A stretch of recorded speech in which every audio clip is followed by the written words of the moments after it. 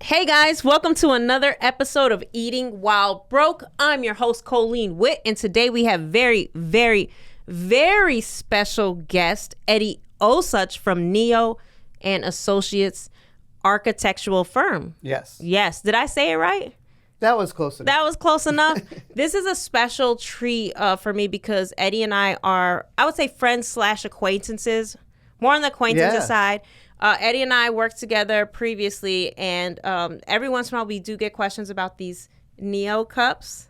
This is what happens when you get a random phone call. Like, I know you designed these amazing, beautiful buildings in Los Angeles. You designed these beautiful homes, but and I know you don't really know me, but I have this idea for a podcast called Eating While Broke. I don't even know why you didn't hang up on me. And we need a table. Have you ever considered drawing a table, creating a table for us, even though you designed these massive, beautiful pieces of work? And not only are you going to do this table, but it's probably going to have to be on the house. And Eddie was kind enough not to hang up or laugh at me. He actually took the call very serious. You did. Oh, yeah. And it was like, what do they call those when you present the drawings and they're like 3D and? Oh, we had it fully rendered for you. We had a full 3D presentation of it for you. It was like I paid for it. It was real professional. There was teams involved, and I can't thank you enough. So the table that a lot of people don't get to take full advantage of that we cook on every day was designed by Eddie, who again designs some really beautiful buildings. So easily could have hung up. And so we always pay tribute to Eddie on every episode with the cups. So and then it took me almost 3 seasons to get you on the show, not because of Eddie, of course, because he's a supporter, but because of me. I wanted to make sure that we honored you at a certain peak of the show, not just in the beginning when everything goes wrong. But it is a pleasure to have you. I'm really excited to get into your journey as an architect and someone that founded and has a successful firm here in Los Angeles. So thank you. Thank you for your support, and thank you for going above and beyond as the first architect to probably ever jump in front of the camera. Oh, well, thank you very much. I'm not sure where to look, but okay.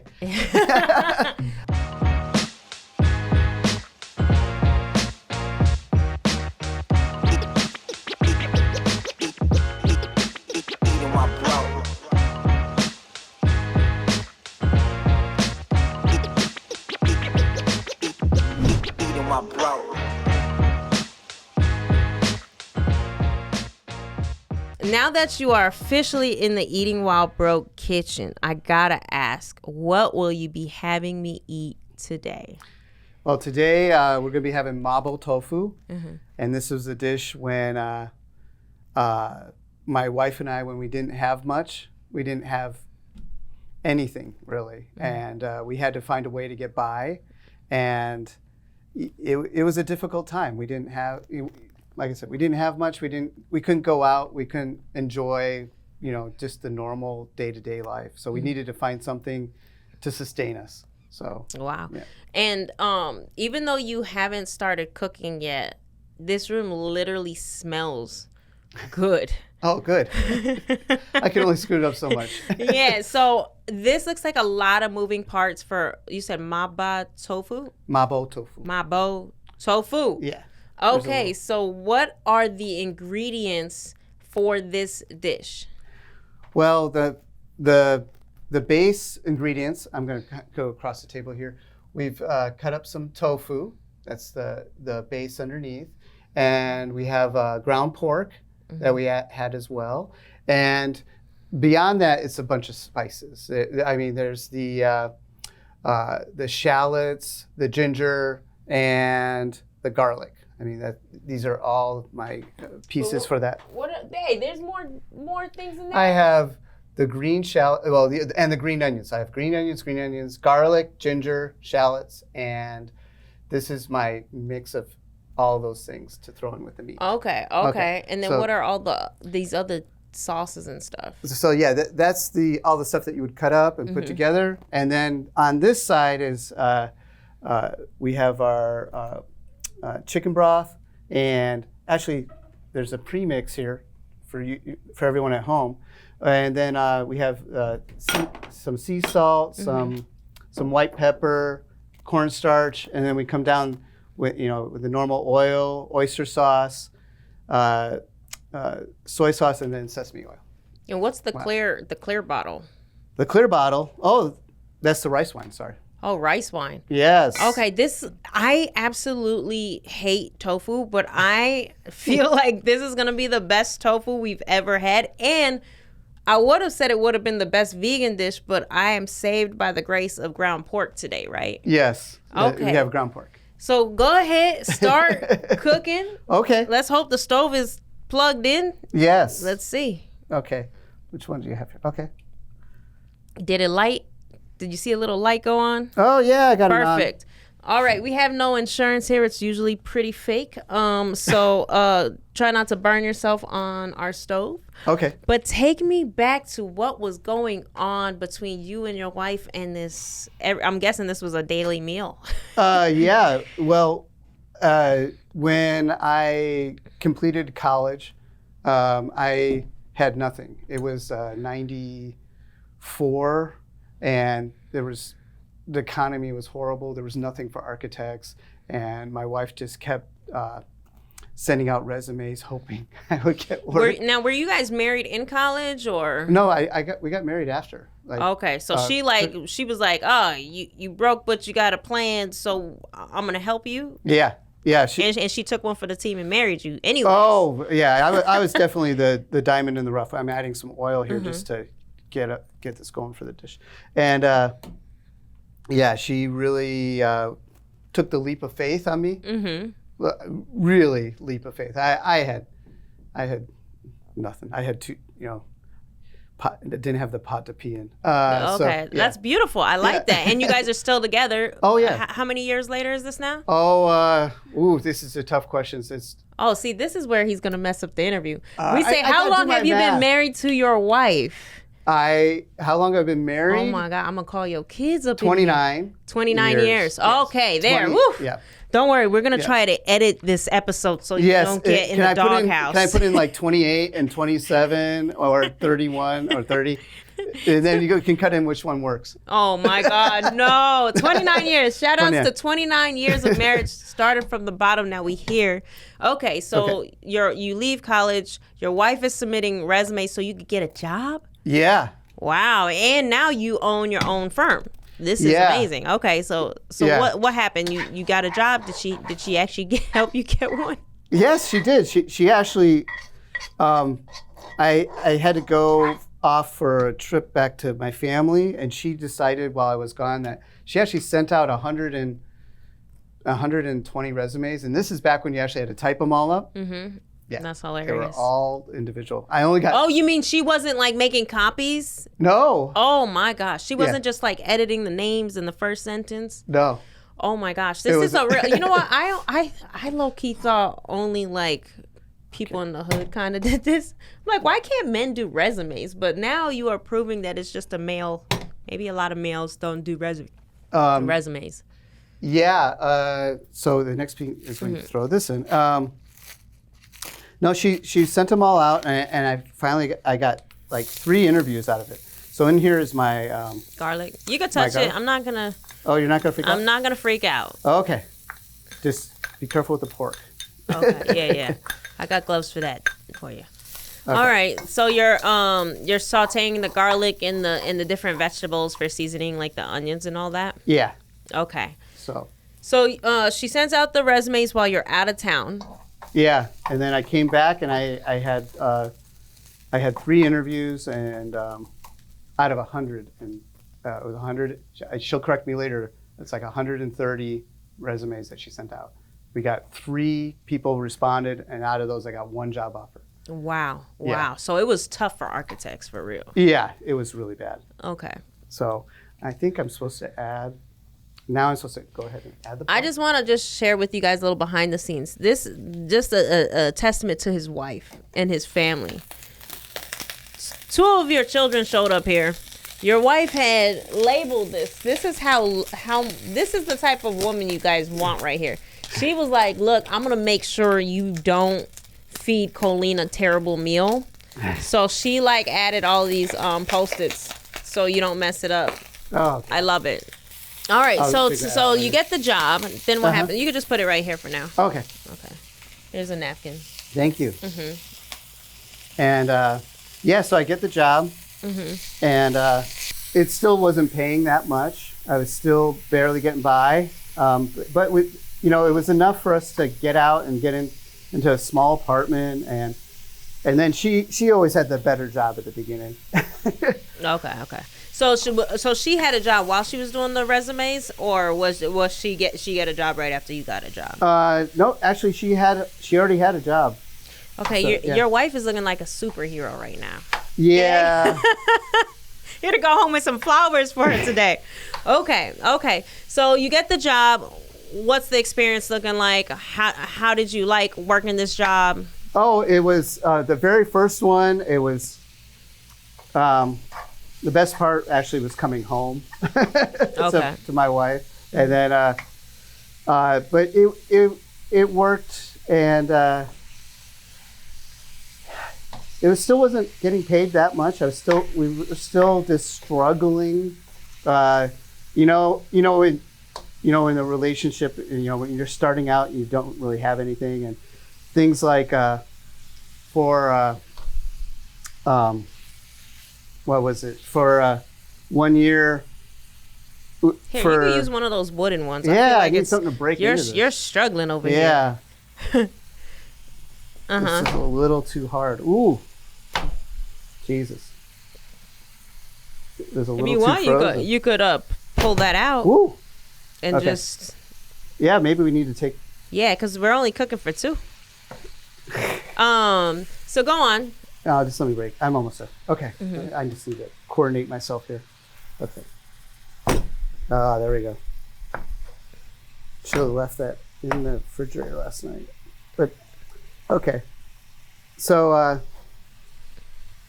we were, for romantic gifts, I still remember 1 year, instead of, for Valentine's Day, we bought each other major appliances. It's like, I really love you. Here's a refrigerator. and because we couldn't go out and eat anywhere, we had to, we had to stay at home. And it's just, so everything had to eventually come out of the fridge. And my wife, of course, became a more and more pronounced chef or cook. Wow. Okay. And then once in a while, she had enough faith to let me cook, but wasn't too often. Do you cook at home now more regularly since those times? Oh, yeah. We eat at home almost 2/3 of the time, maybe even more. Okay. We actually really enjoy eating at home. The quality is better. We trust it. We know what we're getting. Yeah. Watch me just kill myself on this. Yeah. I see it. I'm sure your kids behind the camera are like they're like laughing hysterically. Okay. Do you have that fire up? Is that high? Is it about? You have it really high too. Oh, I just moved it higher. Yeah. Okay. So you guys are going through this phase. You have the day job. Yeah. Like, let's inch closer to Neo and Associates. Well, actually, there's one last story. Can I get in? We were at a point before I got to Neo. We you had said bring in those emotional points. Like I remember we were still struggling and we barely had anything. We thought, oh, let's run away to have a lunch or something at Santa Barbara, right? And I remember to this day we wanted to take money out to pay for dinner, and we couldn't take it out because we only had $18 in our account. Oh wow! Yeah. And at that moment, that was the magical moment where we kind of looked at each other and it said, we are never going to be in this situation ever again. We're not going to run from everything and imagine everything will be fine. We're going to face our fears and build for the future. Wow. So, yeah. So it was from that moment. Yeah, that was a big pivotal moment. So wait, did you look in the bank account before you pulled up to the restaurant? Or you pulled up to the restaurant and realized this is really reality. You know, like right before we got to the restaurant, there was like a ATM there. I was like, oh, I'll just pull out some cash and pay. And I was just, I can't take any money out. There's no money there. So that was hard. And then how did that make you feel? I hate to do this, but how did it make you feel as a man at that moment? Oh, I felt like I was working for nothing. I was just spinning my wheels. I couldn't have a family. I couldn't even pay for dinner. Which is actually, when I first met my wife, she actually paid for my dinner. But wow. Yeah. Oh, okay. She really took Okay. Yeah. She liked you. She loved you. Yes. Okay. But I remember though when we were there and on our drive back, we had a lot of time to think. From Santa Barbara, we're like, this is horrible, you know, this is not where we want to be, and we got to take better care of each other and our future. So yeah, it was, that kind of, and as a guy, trying to provide, and you have a job, you think you have it all together. And you don't. You get reminded that you don't have anything. So now that you guys have a game plan on, like, look, we're no longer going to live this fantasy that things are just going to turn out great. What was that next step after that? I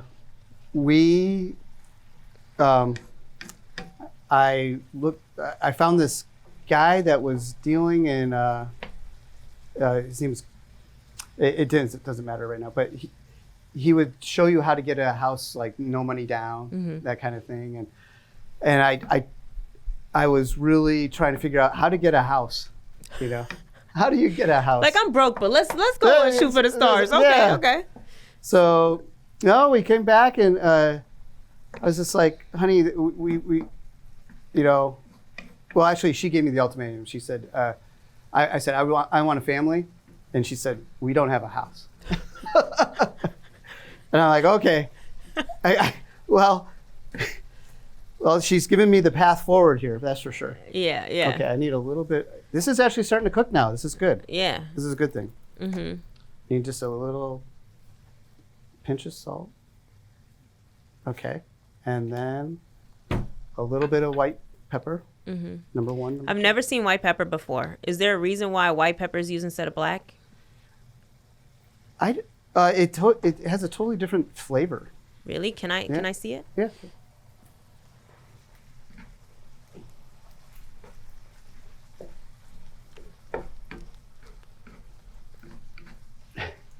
Oh, guys, white peppers should not be slept on.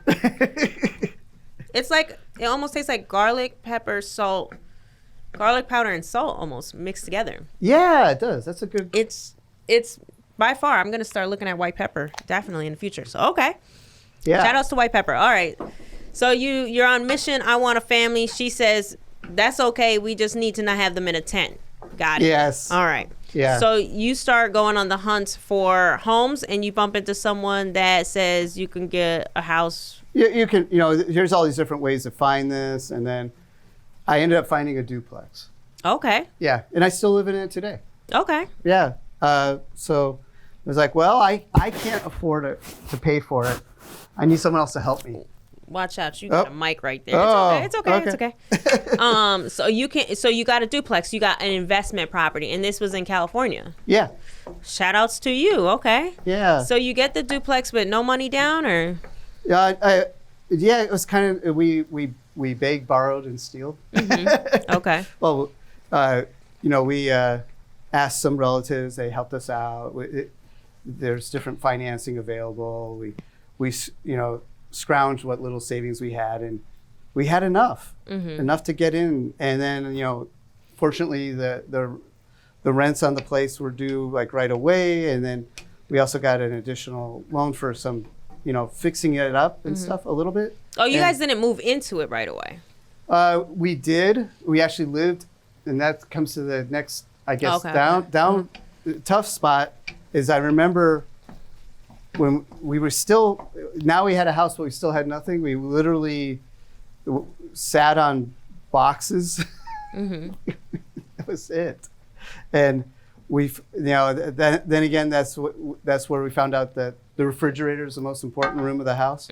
And we would literally sit on boxes while the place was getting, while we were trying to fix the place out. It was bad. Okay. Yeah. But you did have a tenant. Yeah, we had a tenant for the other unit, but the one we were in was barely, livable. Okay. So I think the next thing I'm supposed to do is, let me see. I need a little bit of wine in this. Number one. I love the level of commitment. So you guys are in the house. You're still working a day job. Now are you like, all right, day one, let's pop out some babies? Or she's like, well, you gotta make sure that the sinks work and everything is functioning in the house. Yes. Okay. And then now was the architect in you like looking at it like, oh my gosh, this is the best project I've ever given myself? No, I was just like, oh, this is just barely sustaining me, and I need to. We're adding some more oyster sauce to this too. Just a little bit. She warned me about this. It's really pretty thick. We need a little bit more there. There we go. Okay. So we ended up waiting overall from the time we were married until kids was a little over 5 years. Okay. Yeah. Okay, so those 5 years you guys were grinding. It was. Yeah, those were tough. Especially you see, for friends and family around you succeeding, and you're just like, oh, is it ever going to change for us? You know? And then we had the kids, and then the next time when we didn't have anything, my wife got laid off when we had our first child. Oh, when wow. We had Portia. So we were back to Struggleville. Yeah. When you said maba tofu? back to maba tofu. Maba tofu. Okay, so I think I'm just about cooked here. Mm-hmm. So the next thing I got to do is this bowl. Mm-hmm. After you get it all ready here. So after your first child, she is at this point, is she gonna stay a stay-at-home parent? Yeah, we decided at that point we're gonna, bootstrap ourselves and struggle through it and make it happen. And we the first thing that happened was, no more coffee out, no more. The coffee was a killer, right? And then no more eating out. It was just all at home, and a lot of focus on on my daughter, and then eventually my son, because I guess we got used to it. Mm-hmm. So, that and my daughter requested a brother. So, telling her no is not a good idea. So, then we had our family. It was good to have one of us home the whole time. But then the pressure's really on you then, right? Oh, yeah. And then, I was, that wasn't good for my health. So. But you're still working that day job. Oh, yeah. As an architect. As an architect, I was moving up through the ranks. I was, joining different places, getting paid a little bit more each time, and just but I had to support everybody off of my lesser income. Mm-hmm. So, that was tough too. And then the best part was, then the next one, see, there's always something. Mm-hmm. Life never just gives you the easy way out all the way through. Mm-hmm. Okay, so now I'm going to go into the tofu part. Okay, tofu. Okay, so yes, your favorite. Yeah. So we've put the pork on the side. Mm-hmm. We're going to bring that back in later. Mm-hmm. Okay, and so the very first thing we're going to do is we got this is still on. I need some more oil. All right, guys, just to help Eddie out a little bit, I was, his kids were in the background. They were terrified that I was going to eat, I don't think they had much faith in Eddie. So we called Eddie's son, Logan, to come save the day because he was like, Dad, you messed up. You got to do it this way and that way. So we're going to let the architect be an architect, and we're going to let Chef Logan feed us today. Thank you for saving us both.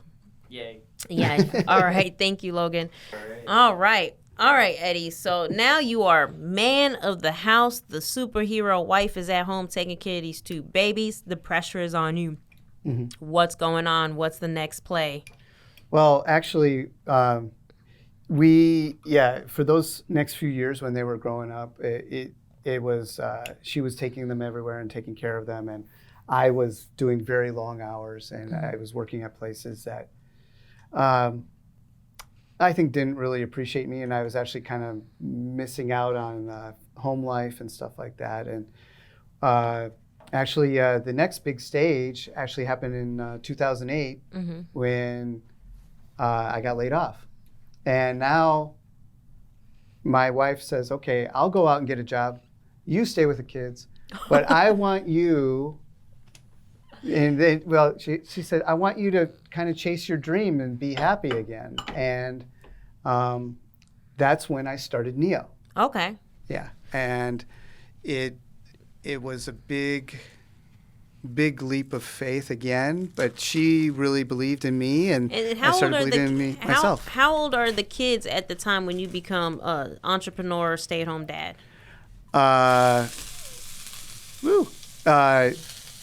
Now he sounds and looks like a chef. Okay, chef. Official. Okay, chef. That's awesome. It was like, psh, all right. I got this. He got it. Look how confident he's moving right now. Okay, yeah. Chef Logan. This is going to get done. He's moving. Okay. And Chef, obviously I can't Chef Logan multitask. is also, he's aspiring, or did you just complete college for becoming an architect? I am still in college. I am in my junior year. Okay, and he's going to school for architectural too. So shout outs to the family growing. See? Yes. Okay, so now you're a stay-at-home entrepreneur. Yes. And how old are the kiddies at the time? My daughter was 9, and my son was 5. Okay, so this is like manageable 6. entrepreneur, stay-at-home dad. Like these kids are like kind of self-sufficient a little bit. Yeah. So now the pressure's on. So now you start to believe in yourself. You take the reins. Yeah. And what's the next milestone? Well, right at that point, I took my last exams finally to become, a licensed, registered architect. Mm-hmm. So, you have to go through this last, set of qualifications. And then I start trying to feed the business, and get new clients and get new projects. Mm-hmm. And we landed our biggest commission. It's over on Ventura. Mm-hmm. It's a giant medical office. Mm-hmm. And the ball starts rolling, and it's really exciting. Now, talk about the entrepreneurship. So you're out going, so to land this first big deal, this is your first big fish. Mm-hmm. How many phone calls, how many networking, how much pleading did you have to do to get this first big? And this is, the client's coming on as your first, right? Yeah. And they know it. So you had to do some real big, I believe in myself pants, right? Yes. It was really, I like that. I believe in myself pants. Yeah. I had to go in thinking we were the best solution for this client, and we were the best option. And they also had to take that leap of faith in us too. Mm-hmm. But it was a lot of self-belief. We really had to go out there and say, we can do this. We can take care of you. We can do this project for you. So how did it feel going from architects? From what I would imagine, an architect is more of an introvert, right? They're not in there teaching you selling skills, right? No. So now you're picking up the phone, you're cold calling, right? Mm-hmm. And now, have you watched other salespeople do these pitches before? No, actually, I didn't. I'm still trying to learn today. Wow. Okay. But I didn't really have like a direct person that I saw as architectural sales or anything like that. I just kind of started reaching out to the networks and putting feelers out there wherever I could, and a lot of playing it by ear. Yeah, I like highlighting that because I think that there's an assumption with entrepreneurship that, if you're an architect, that's the only hat you're going to wear in your business. But it's not, right? Because you're an entrepreneur and an architect. You own Neo and Associates. You're the founder and creator of this company, and it's been around for how many years now? I've had it for, I'm at 11 years with Neo. Wow, 11 years. Shout outs to you. And now, can you say with confidence you believe in yourself? Oh, yeah. Yeah. Definitely. Now you're like, my work's, look at that portfolio. Go to Neo and Associates website. Beautiful work, by the way. Oh, thank you. My dream, I always tell Eddie, is like one day I'm going to have enough money to call him and be like, yo, come, build me something beautiful. I want like an all glass house. Perfect. Super modern, super sleek, super sexy. And I know you can do it because I've seen some of your work. I've seen some pieces on there that are like, can I just buy that picture? Does that work? Do people just go on your site and be like, I want that, what you designed there? People say, people look at the site and they like certain things that they've seen, and they say, yeah, go down that path. Yeah. Oh, go down that path. Go that way. Are they ever allowed to see a design and say that exact thing? Is that allowed? I don't know what the rules are in architectural design like that. No, every time it becomes a unique, because every site is unique, every location. So everything has to change a little bit. So it can go in that spirit or inspiration. Yeah, and that's, really the route we go. So as an architect, for all of us that don't know, like myself, when I think architect, I think I think as a child, you were like sitting there with chopsticks gluing them together, or you were like the best Lego builder of all time. And everyone was like, dang, he could build some really awesome buildings. But I'd imagine it's a lot more complicated. Where did the initial bug to become an architect come from? Growing up, I liked going to to Disneyland and Epcot Center and Walt Disney World, and I just loved the architecture of the parks. And I wanted originally to be an Imagineer. I wanted to go and design rides and stuff like that for Disney. I didn't even know that was what's that called? An Imagineer? Oh, an Imagineer. Didn't even know that was I don't even know why. Did you see there's a carnival being built in the parking lot? Yeah. So that's what you were like, hey, I could build a cool ride. Yeah, that's what I was originally That's going called an towards. Imagineer. That's, okay. I didn't even, for some strange reason, I didn't even know that was a career. But yeah, they have to come from somewhere, right? Oh, yeah. Disney has a whole in-house team and stuff like that. Okay, so you were really inspired by Disney World. Yeah. Okay. Yeah, I was just like, I really want to do that, and that's why I wanted to go to architecture school. And then when I got there, I found out that, I love putting stuff together. There's the usual, love doing Legos as a kid, love building all the time, and all those things. But I think for me, it was a little more unique with what's going on, Logan? Is it me? Are you laughing at me? No. I think I added too much. A little too much Logan, water. Oh, you got to do that. Let Logan be the chef. Let him be the chef, Eddie. Okay. Okay, we're gonna stay out of. We're gonna stay out of Logan's. We're gonna stay out of Logan's kitchen. So, at what point do you go from Imagineer to architect? Like, when do you make the decision that you're not going to be Imagineer? Actually, I worked for a little bit at Disney, and it's a long road between imagining something and getting it built. So I guess at the time I was just really impatient. I wanted a lot more control over the final product. Wait, so as an Imagineer, you literally have to imagine it and then kind of build it, and then it's got to not kill people. Yeah. Got it. Yeah. Oh, and there's always they work on the stories. Could you imagine an Imagineer that builds a ride and the people are like stuck? You're like, ooh. No, you didn't figure it all out. You forgot about safety. I did it for a little bit, and I wanted to take the reins more.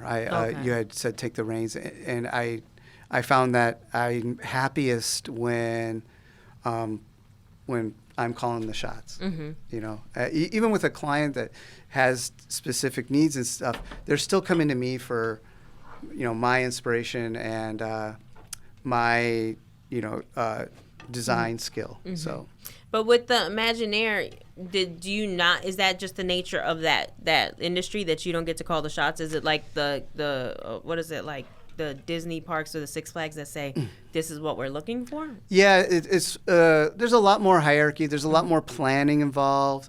You know, and you have to work on staying there a lot longer before you have a lot more say. There's so many more cooks in the kitchen when you're there, as opposed to a smaller firm where, for instance, we have a building that looks like the visor from Cyclops. And I flat out told the client, I said, I want a giant building that wraps the corner and looks like a visor. And he was just, okay. And then we went ahead and it's built. And I didn't have to go through committee, which is great. That was awesome. Yeah. Okay. So going back to you as an architect / entrepreneur, you're on this path. You have this successful first client. Do the clients start snowballing in, or is it still a struggle? Oh, it's still a struggle. It's not something that people instantly look for or always, you know, it pops up somewhere and they go, you know, oh, I think I'll look for an architect today. You know, you really have to be in the certain circles, and I'm always trying to be in the right room, in the right place, and you never know where that is. So, yeah, it's still grind. Now, do architects mainly get most of their business from commercial, or is it from resident? Is it a good balance between residential and commercial? With Neo, we're a good balance. Okay. We love our commercial clients because they're repeat clients, but we also love the energy that the individual clients bring. I mean, yeah. And their attachment to their dream home. Okay, so I look at I would say renderings / from me pictures, and I love them. So if you're a client and you have land, is the first person to go to the architect traditionally and then the builders, or can you paint that picture for us that don't know, like, when do you contact the architect and what the architect actually does? Actually, it's sometimes even before you get the land, it's good to reach out to an architect because they'll tell you what you can put on it.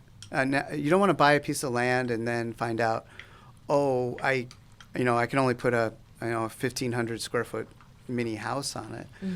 You want to be able to have an idea beforehand. Oh, I can put my 2,500 in, or I can put a shop or a retail store, And when an architect looks at a land, what are you looking for to determine that? We do our due diligence. We see what the code is, what the zoning is, what the maximum height, and the size of the constraints is what we're looking for. Okay. Yeah. So. Wow. So you're not looking for like plumbing underground or anything. I'm literally like, I want to know, because I'm sure there's people out there that are like, I want to buy a piece of land. No, it's good to know that you contact the architect first, because you would not know. Yeah, you wouldn't know. And then actually, you mentioned plumbing. When I have clients that have something that's more remote, that's one of the first things I ask. I said, do you have utilities? Do you have water? Do you have drainage for sewage? Do you have power? And then after that, we can start to have a conversation of, okay, what are we going to put on it? So, would you say it's easier or best for a client to buy land or buy maybe a terrible house on some land? Both have. Well, the good thing about the terrible house is you do have the utilities. The utilities are there. You know that there's all the hookups. Unfortunately, usually the terrible house is still more money than the land. So, but the terrible house has a lot going for it. So I like that a lot, going with the terrible house. But also, I've had clients with the blank land, and the blank land works really well as well. I mean, Does It's it about the balance same. itself in cost though? Like if you buy land and it has no plumbing. It does kind of balance out a little bit. Yes. Yeah. You're Okay, because the other houses cost more, but you still got to kind of. Yeah. Okay. You got to get all the. Now, Yeah. we're in California, and California, I think, just passed some new regulations where people could sell their yards. Is that correct? Yeah. There's a. You're new, going to know, right? Yeah. You would know. Okay. Yeah. Right now, it kind of all started with the whole ADU laws. I mean, allowing people to do ADUs, which are basically another house on your lot, right? So this is say you built an extra house on your back lot. Well, a new law just came into effect that said, okay, now that you built a house on your back lot, you can section off that land and sell it separately. Oh, but now but they can't just say, I have a huge backyard, I just want to sell half of it without the house? No, you can do it without the house as well. You can, Really? Yeah, that's another, that's a different law. That's like an SB9 law where you can do a lot split. A lot split. Yeah. Now, have you worked on a lot split before? We haven't worked on one yet. We've had a couple where we started and then some kind of complication came through. Some of these laws are kind of new and the cities are still figuring it out. Okay. Okay. And then what's the difference between an ADU and a JDU? An ADU is a full accessory dwelling. A JDU is cut out of your existing house. Okay. So if you have like an extra room and you want to throw a back door on it type of yeah, thing? exactly. You throw a back door and you throw a little kitchenette, you're good. And then what's up, Chef Logan? Yeah. Done. You're done. Feed us. Yeah. Well, you can feed your dad first. Okay. This looks good. It smells good. Shout outs to Logan. Thank you guys. Thank you, Logan. I'm pretty sure, Jared, you can join in. They made enough to feed the whole family here. And you know what? I just want to say something else that's really special about this episode. Usually on the show, we get the ingredients and we try to guesstimate what's going on. Eddie went above and beyond and brought in all the ingredients and really, rolled out the red carpet. So that was really special for us too. I did no shopping today. It's awesome. Yeah. Okay, so we got rice and then you want that black one? You want the... Yeah, that There you works. go. Is it supposed to look soupy? I'm trying to mess with your head. No. Trying to mess with your head. I saw Did you Logan ever feel mix like that he in? messed up. Yeah. You put the cornstarch in, right? Yeah, I did. Oh, okay. Eddie. Oh, Eddie, I'm sorry. Let Logan let do what Chef he Logan. do. Oh, remember at the very end, you're supposed to sprinkle some of this on the very top. My, I might have put gosh. too much. it looks chicken broth. Oh. great. We eat hot dogs on this show, okay? Peanut Okay. butter and jelly, okay? This is a gourmet dish at this point. Yay. So the ADU and the JDU, the JDU is attached. Now, do people Put a little typically call architects for JDUs? Yes, you still need to have. It would help. It definitely helps out to have. The thing is, the homeowner can do a lot of these things, but the city, they make it pretty difficult for a client to get it through. Here, we'll just switch plates. Yeah, there There's you just go. some See, white pepper look. on there. Woo! Presentation level. It looks good. I low key wish they would have put very little tofu on this, but we're gonna see it. So is this? It's really the texture of tofu. Growing up, my mom would have there was 2 ingredients that my mom would cook that we just knew was the kiss of death as children, and it was okra and tofu. So, Okra. Okra and tofu. And so love okra. anytime, parents, they eat you eat the food in the freezer and then stuff starts coming to the front. Anytime the okra and the tofu landed in the front, it was like, yo, chuck that all the way in the back. So that's how much we as a collective unit of siblings hated those dishes. I love okra. I've even tried it fried. I just can't get past the sliminess.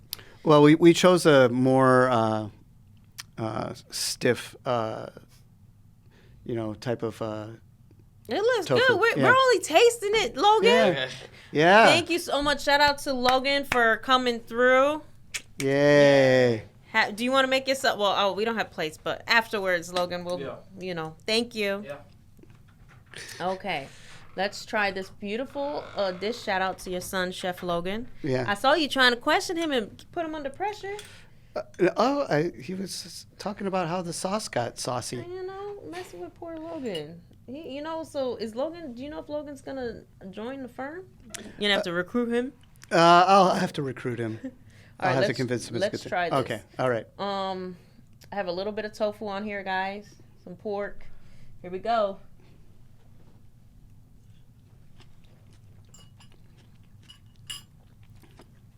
Yeah, I don't mess with the tofu. Wait, let me give it a try. It's the texture. Let me tell you though, this dish is really good. Really good dish. I would have it. I'm just trying to see if I would have it again with the tofu.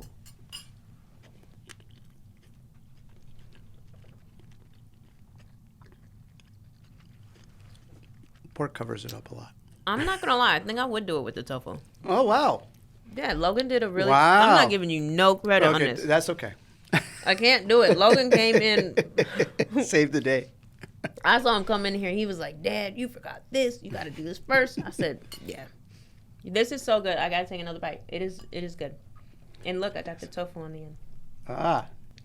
I'm not gonna front, like tofu's still a little. The texture's weird, but it works with this dish because you have the balance of the pork, and this dish is really good. Oh, great. I will give this dish a 10. Good job. Wow. So being broke eating this ain't that bad. This is like restaurant style. Yeah, I'm very fortunate that my wife happened to be a chef. So. She wasn't really a chef. No, she wasn't really. She's just home taught. Yeah, this is honestly really delicious. Yeah, I mean. Tofu and all. But but if you look, the ingredients aren't really that expensive. The pork is $3.99. I think if anything, it looked like you guys did a lot of flavoring, and the flavoring is amazing. This dish is really good. I can't wait to take this dish home. I was like, y'all can eat it. I'm gonna take some of this home. We gonna eat this for dinner. Sometimes me and my daughter we eat while broke. There's a couple of dishes on this show that I go home and pretend like I came up with them because they're so good. This dish I would do the same, but the problem is you guys have so many ingredients that I can't fake it. I just got to take it home. Great dish. Great job, Logan. Thank you, Eddie. I will finish this. So, as an architect, your job is more than just designing the building. It sounds like you're pulling the permits. Mm-hmm.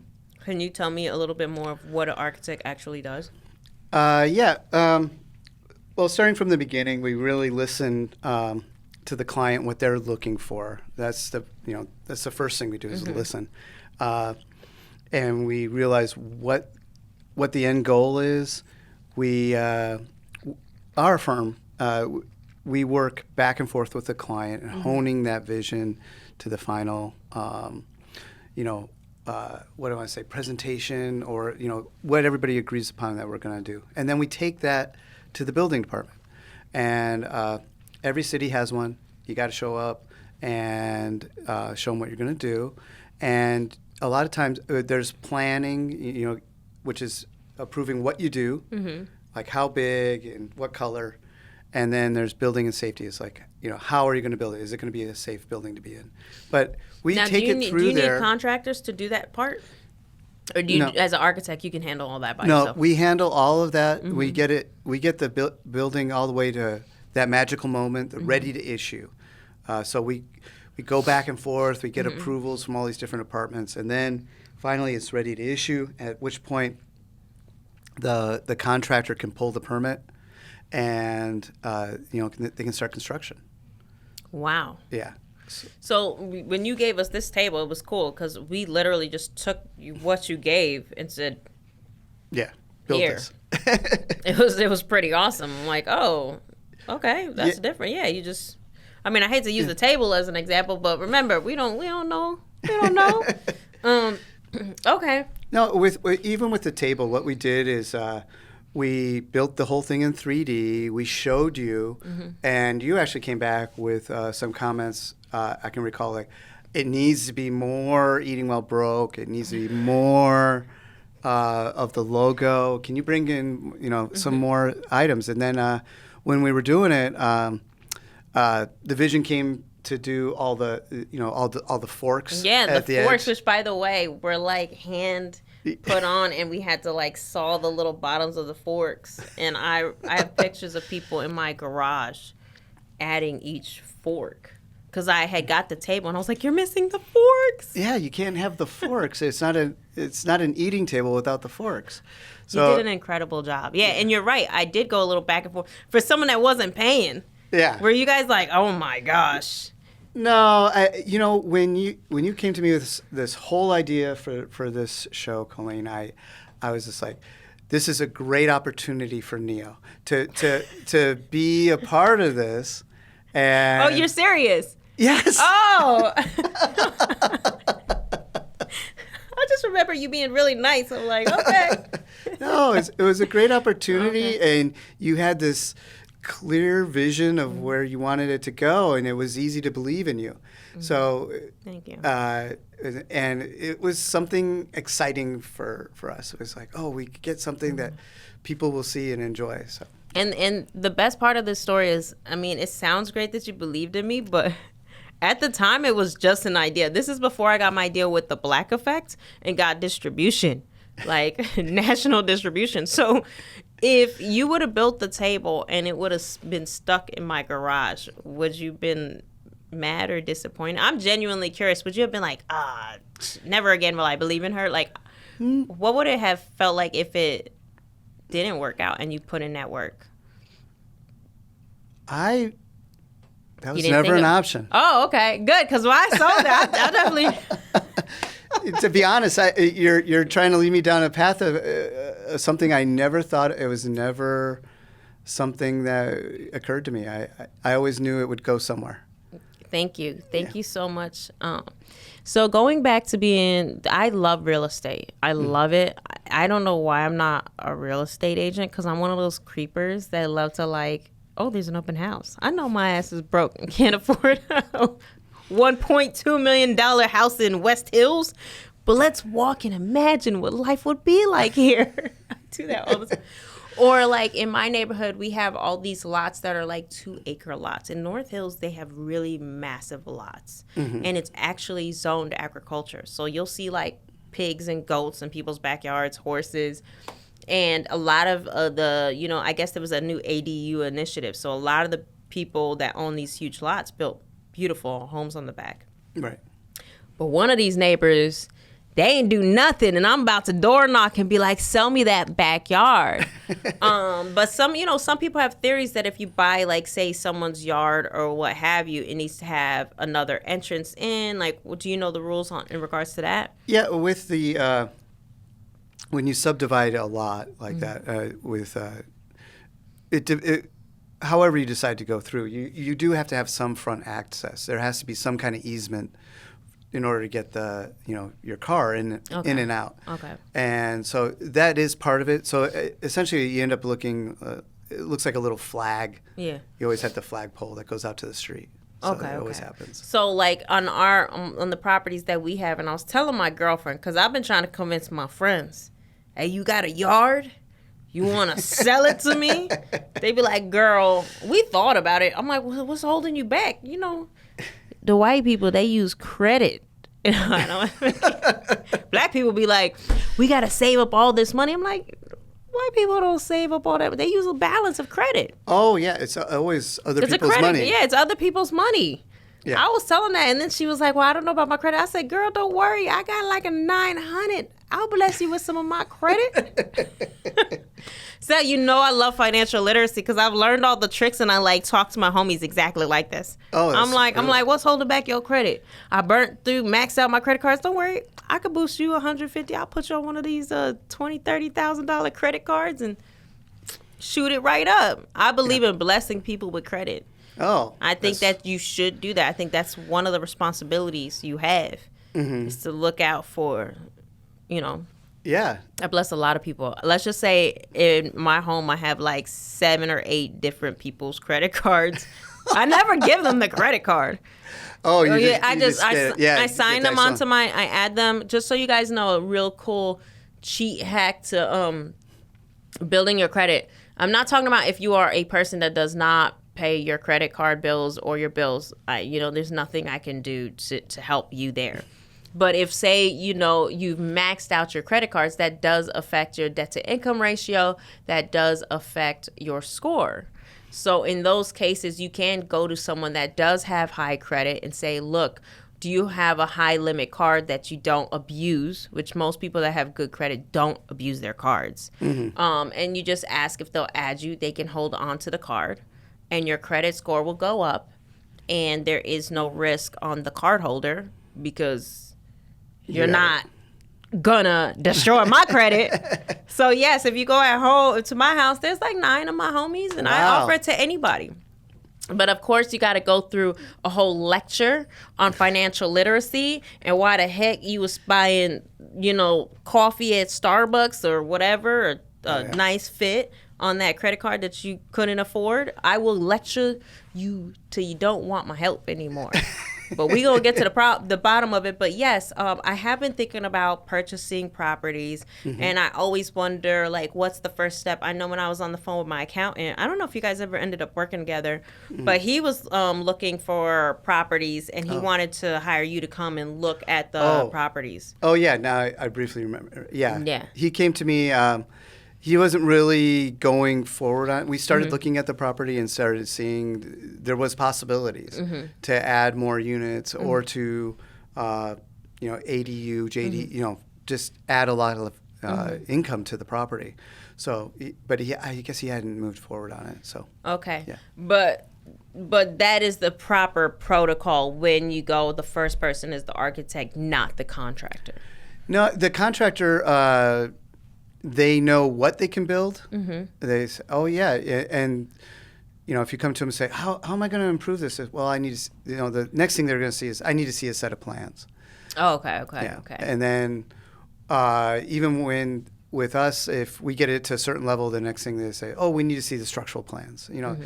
They want to be at a certain point where they can start to bid and put something together. Okay. So. But as an architect, you handle all the permits. So they're literally, it's almost like grown-up IKEA, because the plans you hand them is just bulletproof, correct? Yeah. Has a contractor ever called you and said, yo, and you better answer this question like you a PR rep for Neo and Associates, okay? your daughter back there like, oh, God, let's see. But no, has any contractor ever called you and said this plan just quite, for whatever reason, isn't working? Has that ever happened? Well, there's always conditions in the field that happen, and when we do get that call, we do respond to it, and we'll make a modification and make sure, we'll give them a new drawing of what will work, and that's part of actually having the architect on board, because a lot of these people that I run into, they think that not hiring an architect to do something, they get so far in the drawing process. Somehow they get the permit, and then they get out in the field, and then they start building something illegally. The next thing you know, they're red tagged. And what happens when you red tag? What's that? They start getting heavy fines, and the building department will insist that whatever part it does not meet it has to be demolished or removed. So I've had clients go all the way down that road, and it's very difficult. Okay. And now, do you at Neo and Associates, do you guys study what the new rulings are that come out? And do you guys also partner with, like, maybe lenders? Because I've seen realtors do that. They'll, like, be buddies with lenders, and they'll know, like, different loans and stuff. Do you guys do that? Or do you guys just primarily just focus on the permitting and that? Or do you guys stay up to date on what the rules are? Well, we do stay up to date on what the rules are, as far as codes, and as far as like every few years we have a new building code that we have to abide by.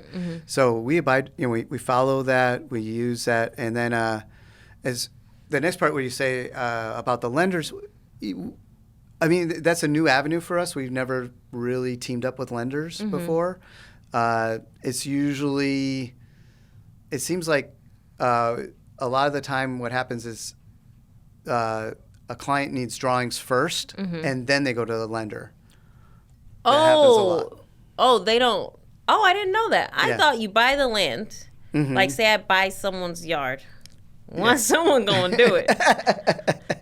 Someone's gonna do it. Say I buy the land. I pick you up. I'm like, yo, Eddie, I did it. First of all, my second question is gonna be like, I like this picture on your website. How much? Do you tell me like how much with the contractor's fees the building's probably gonna cost me, or do you say, well, this is how much the renderings are gonna cost you? I'll tell you how much the design is to put together drawings to submit and get through the process. I'll tell you that. I can give you a range of construction prices, but they really, the last few years have been really tumultuous on everybody. Yeah, because before COVID, you could get your floors done for a couple dollars a square foot. After COVID, I think before COVID or during COVID, my floors were like, in the beginning of COVID, I think they were like $5,000 to get them redone. Wow. Now they like 10, 12 grand. I'm like, oh yeah, well, I guess we gonna have to deal with these ugly ass floors for a little bit. Yeah, everything went up significantly. Yeah, in construction, right? Oh yeah. Yeah. I mean, as far as their suppliers, finding the workforce to do it. I mean, they've been hit on all sides. So when they come back with their pricing on projects, I'm just shaking my head. You know, a lot of times it's like, wow, that got really expensive. So when you see real estate, I love talking about real estate. So this is great. I get to ask all the questions. When you see real estate for sale and you see like it'll be like a piece of land. I mean, this land looks terrible. You know, in California, they'd be like, here's the side of a mountain, and then they'll have like in the picture they'll have renderings, and they'll be like, this. I don't know if they're saying this comes with the mountain or what have you, but sometimes they'll have the land and they'll have like a rendering of like what it could be. Yeah, I've seen those. Tell us the scoop. Is it Fugazis? What is it? Tell us. Yeah, it's not. If you see that out there, make sure. Yeah, sometimes the rendering comes with drawings. Any place can produce a pretty picture, so to speak, but to actually have drawings that have a permit ready to issue, that has value. Okay. That means that someone has gone into the building department, they've figured it all out, they have all the structure, they have this 60, 70 pages worth of drawings, and it's all been approved by the city. It's all good. And so if you buy that land, you go get a contractor, you can be building within, But do you 30 days. think it's a little bit of a red flag? Because if you got that, if I saw someone that got that far, I'm like, well, why didn't you build it yourself? Right? Is that? Yeah, that is, they got to that point where a lot of places like to take it up to entitlements, where it's ready to go. And then they're like, okay, I don't want to commit to the whole finding several $1 million or whatever to build it. They don't want to do that. They just want to sell and get out. Okay. Oh, so that there is a lane for that. Yeah. Okay. Yeah. All right. Is there anything that I could have asked you that a lot of people don't know about the architectural business or the nature of the beast of real estate on the residential front? On the residential front, I think you hit a lot of it about what we do, but I like to think of our firm, and I say our because there's more than me now. Neo and Associates. Inc. But by the way, when we first were doing a test run, I was like, Eddie Osuch with Neo, and he didn't correct me at all. It's Neo and Associates Inc. Yes. All right. Yeah. But we pride ourselves on being the stewards and taking people through the process and making sure that they get to that, I like to say, champagne moment of the ready to issue, they're ready to start construction. And we really pride ourselves on that. And that's what, people don't know that. They just think architects that we all have rimmed glasses and turtlenecks. And the magnifying glass or something? Yeah, we're over a drawing board. But actually we're much more involved in that. And we're reaching out to the city. We're reaching out to the community. And we're way more integrated than Hollywood would like to portray us. Yes, and then does it work like how a lawyer works, where you guys just say, here's a retainer fee? Or is it like this, someone comes to you and say, here's the land, come look, take a picture, and this is the picture on your website that I want to go in, and then you tell them like, oh, it's going to cost. I have no idea. I'm guessing architects charge. My assumption is architects charge a lot of money, and that could be kind of ignorant too, right? Yeah, the architect does. We do cost money. You're talking a band of professionals that went to school and have really embraced it. So it does cost money, but way more money is not hiring an architect. Yeah, I was going to say, it's probably more savings in hiring an architect than not hiring. Yes. Yes. It's 100% worth it. It's probably...